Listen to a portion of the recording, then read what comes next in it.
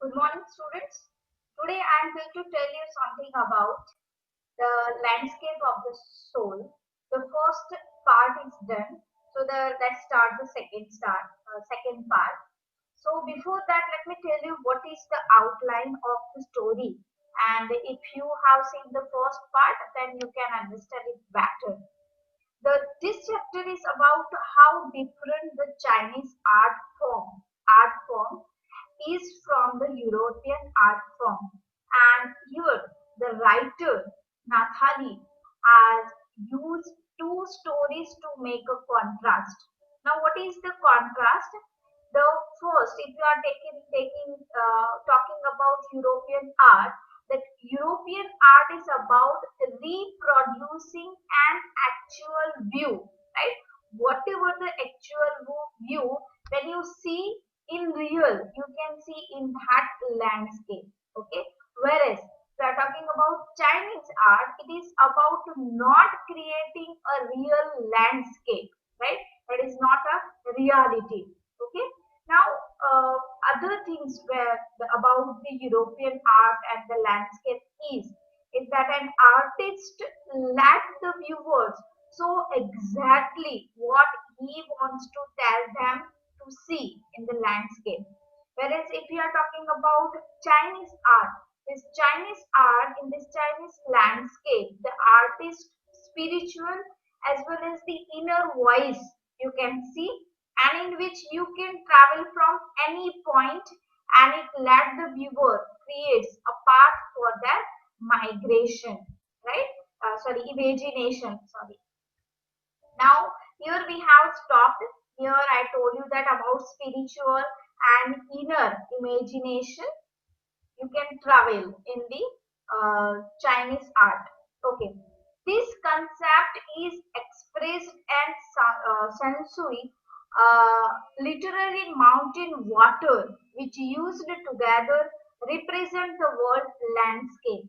Now, the concept which we are talking about, the Chinese concept, literally it is called mountain water, Sansui, right? This is the Chinese word, and which used to express or represent the world landscape. World landscape को represent करती है, in which you found the mountain water.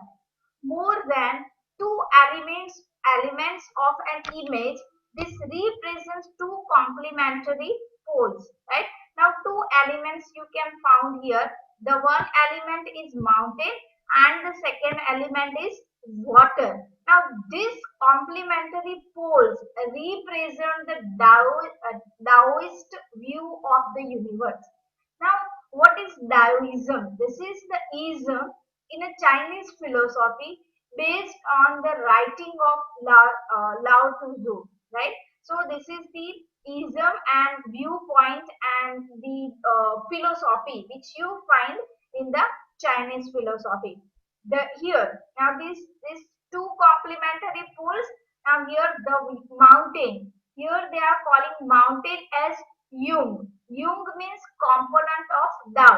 Tao philosophical two components are. Please remember, it's somewhat difficult, but if you understand and if you listen to me very carefully, you can get it.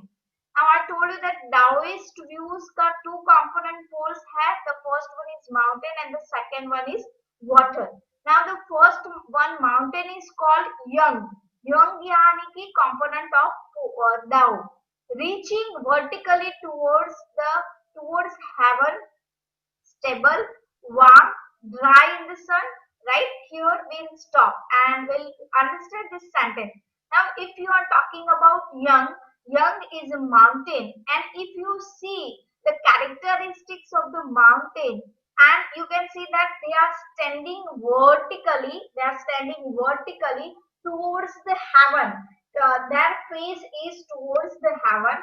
They are stable, they are stand still, they are warm, and they are dry in the sun. So these are the qualities of the mountain, and that is, you can say, Yang. While the water is a yin. Yin is another component which is called water. Now what is the characteristics of the water? The water is horizontal and resting on the earth. Now you can see that the water is touched by the earth, or you can say the resting on the earth and horizontal. It is not a stable like a mountain. Fluid. The quality of that water is fluid, where in a fluid form, your mountain is rocky. Moist. Moist means there is some nami, or you can say some veg in Gujarati. We can say there is a nami in the water and it is cool, right? So these are the characteristics of yin and these are the characteristic of yang, which two are the component complementary poles of Taoism. Going further, the interaction of the yin and the receptive feminine accept of universal energy. And okay, now here the interaction of the yin. Yeah, here the yin is feminine, right? Yin is considered water is feminine and mountain is masculine, right? So here feminine aspect of universal energy. Here this type of qualities also you find in feminine, in universally, and its counterpart is young, that is the opposite part, that is active and masculine, right? I told you that the mountain is masculine, so here yin water is comparative to the feminine, means female, and counterpart young is mountain is considered as a male or masculine, is of course a fundamental notion of Daoism. Now this is the two fundamental notions of Daoism, and you can say the whole universe. What is often overlooked is an essential third element, the middle void, where their interaction takes place. Now here, the essential, these are two things are very essential, but there is one more element is there, that is a third element, and that is called middle void, where their interaction takes place. Now, when you see, let me send one another picture so that you can understand it properly.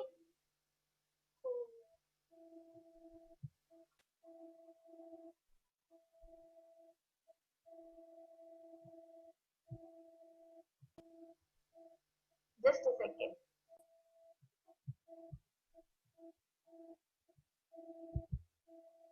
Okay.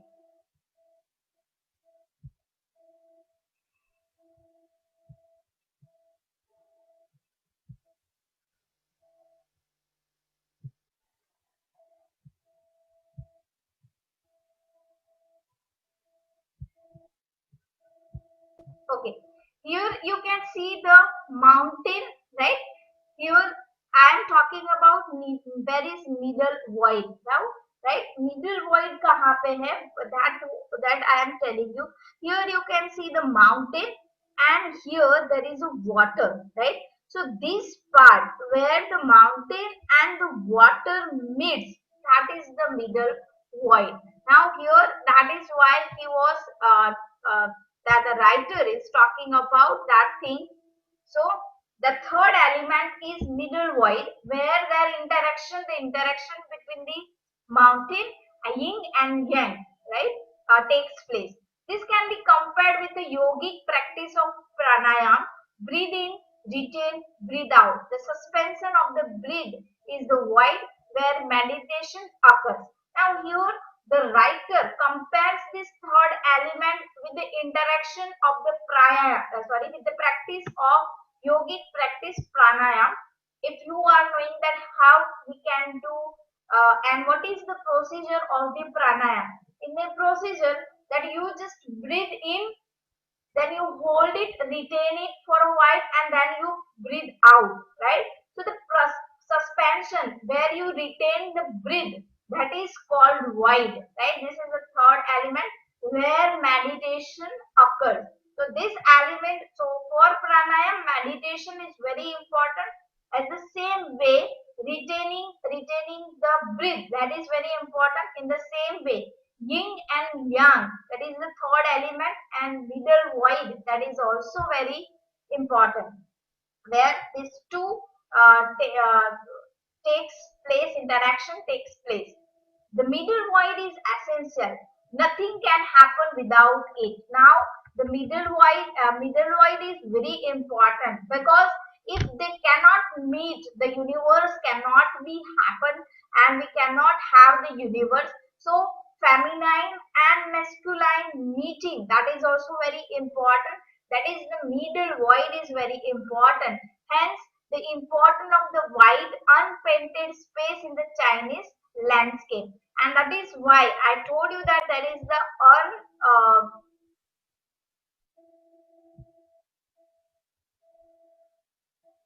there is the okay. Here you can see that there are so many space in the Chinese picture that you can anywhere in that you can travel and anywhere you can exist. Right. So here the writer is talking about this thing Chinese. This is also where man finds a fundamental role, and in this middle void, the man finds his role. In that space between heaven and earth, he becomes the conduit of the communication between both poles of the universe. Now,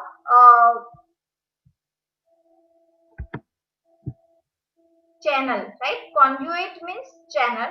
Here, the man becomes the channels between the earth and the heaven, and he can become the communication, can be the communication between both the poles of the universe.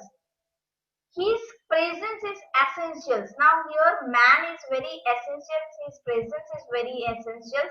Even if it is only suggested, far from being lost or oppressed by lofty peaks, he is in Francois Ching's wonderful expression, tall or lofty means tall and high. Now his presence is essential, and if it is only suggested far from being lost and oppressed by lofty, tall and high peaks of the mountain, he is Francois Cheng's wonderful expression, the eye of the landscape. And that is why Francois उसका जो एक पूरा picture है, and the title of that picture is the eye of the landscape. And who is the eye of the landscape? The man. So this is the story about the topic is about the Chinese, and you can see that European, that pictures and landscape, the story of this, how art form is believed to be followed in two different religions in the world. As you can say, in Europe, an artist wants to viewer to see a real point of view, whereas in China or Chinese painting, the artist doesn't paint a real one, but uses his inner and spiritual voice to create an abstract piece or painting. You can say that the viewer can also enter the painting from any point, can travel according to his own imagination, and you can also see the artist wants the viewer to enter his mind and create a part of his own. So this is the main thing, that concept. This concept is called sansui, which means a mountain water, and when they are used together, they make the world landscape. Now, what is the landscape? When there is the two elements